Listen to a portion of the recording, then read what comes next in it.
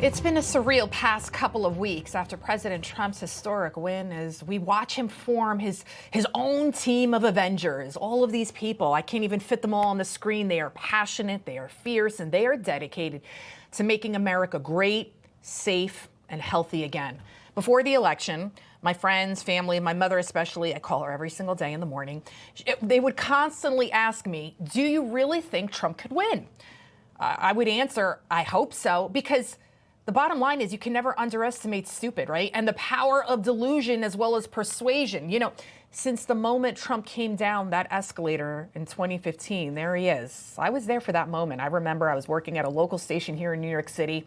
It's been Russia, Russia, Russia, rapist, racist, Hitler, Mussolini, you name it, every bad name in the book. And then it kind of brought me back to what happened during COVID because people were brainwashed during that time. During COVID, this is a true story, a cop where I lived, which is in a county just outside of New York City, threatened to arrest me because I let my then 3-year-old daughter play on the seesaw. Because if you remember during that time, all of the playgrounds were wrapped up in yellow tape.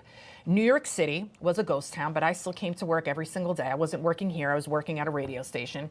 And people would yell at me when I walked down the streets of Midtown Manhattan because I didn't wear a mask, because I wasn't brainwashed into thinking that you could somehow catch some sort of virus floating in the air.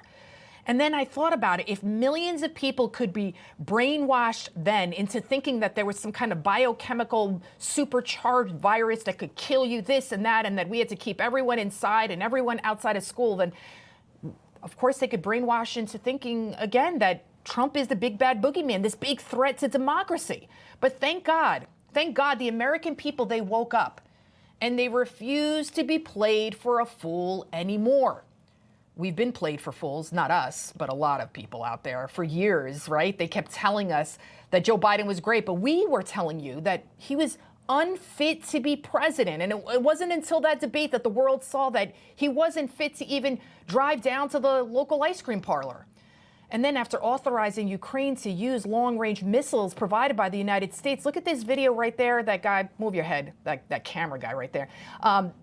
Biden refuses to answer reporter questions, right? And there he goes off into the distance. He disappears into the Amazonian rainforest.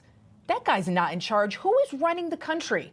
Then, during the Boston Celtics visit to the White House to celebrate their NBA championship win, Biden doesn't even know who the guys are behind him. 2024 NBA champions, the Bulls. You're Celtics, right?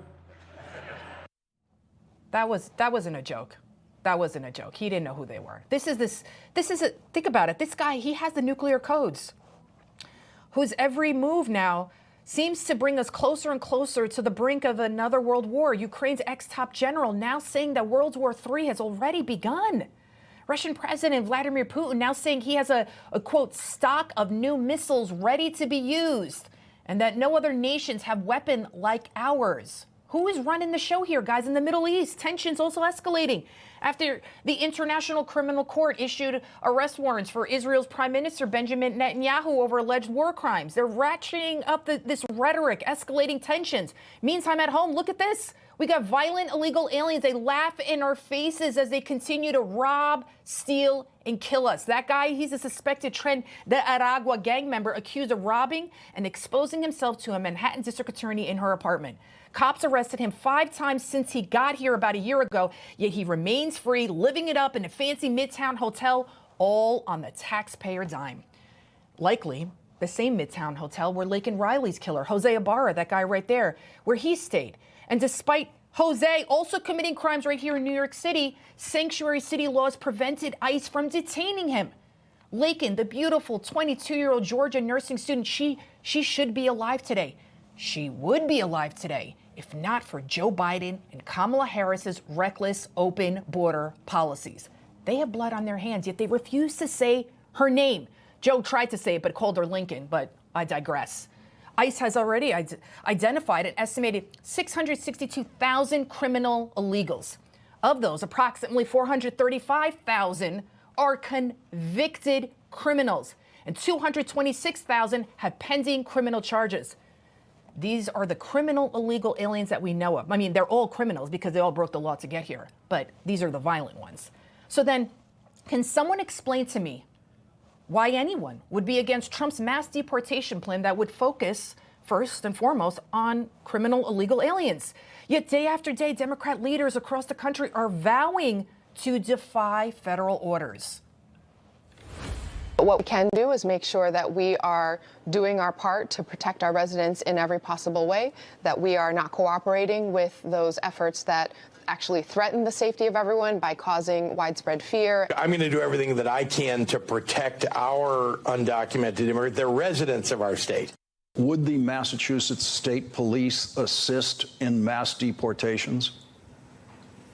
No, absolutely not. We will not be participating in misguided efforts that harm our communities. And I've been incredibly clear about that. People hiding in fear, we saw that under previous state policies here, and it harms communities. They're putting illegal alien lives before American lives. That guy right there, he's the mayor of Denver. He's a Democrat, Mike Johnson. He's saying tens of thousands of Denver residents would now mobilize against the federal government, protect the illegals, saying, quote, this is a true quote from this Denver mayor. He said, it's like the Tiananmen Square moment with the rose and the gun, right? You'd have every one of those Highland moms who came out for the migrants and you don't want to mess with them. What? Are you kidding me? Are you kidding me? Wow. And so all of you Democrat sympathizers for the illegals, you care so much about the illegals, yet where is your concern over their children, right? Where's the outcry? Where's AOC crying in her hands, right? An estimated 325,000 migrant children have gone missing. Could they be sex trafficked? We don't know where they are. And the Biden-Harris regime, it continues to stonewall efforts into even finding out what happened to them. What are they hiding? Human trafficking, make no mistake, is now a full-fledged epidemic. Listen, I could go on and on. You could, about all the tragedies that have occurred under Biden's watch and how installing the empty vessel known as Kamala Harris would have clearly made things worse. That's why Trump won in a landslide victory. Yet we will still have those friends and those relatives that will ask you this Thanksgiving, how could you vote for him? Joyless Reed of MSDNC, she went on social media saying that your family members have a right to not invite you to Thanksgiving dinner. Watch this. People are rightfully alarmed. They have a reason to be alarmed. And if you would vote for that, people may not feel so confident that they're safe with you. This is not crazy. This is legitimate feelings of fear of you. I'm scared of this lady right here because she needs help, right? She needs help. So your friends and family should fear people like me and you because we voted for Trump? Trump haters may even say to you this Thursday, how could you put the price of eggs over your daughter's eggs? I say that line because I really got that on social media after Trump's win. And you know what? If somebody says something like that to you this Thanksgiving dinner, I'm begging you, do not get angry. Do not let them ruin your meal. Just simply reply very calmly with the truth. I voted for Trump because he is the right person for this job. Now can you please pass the gravy?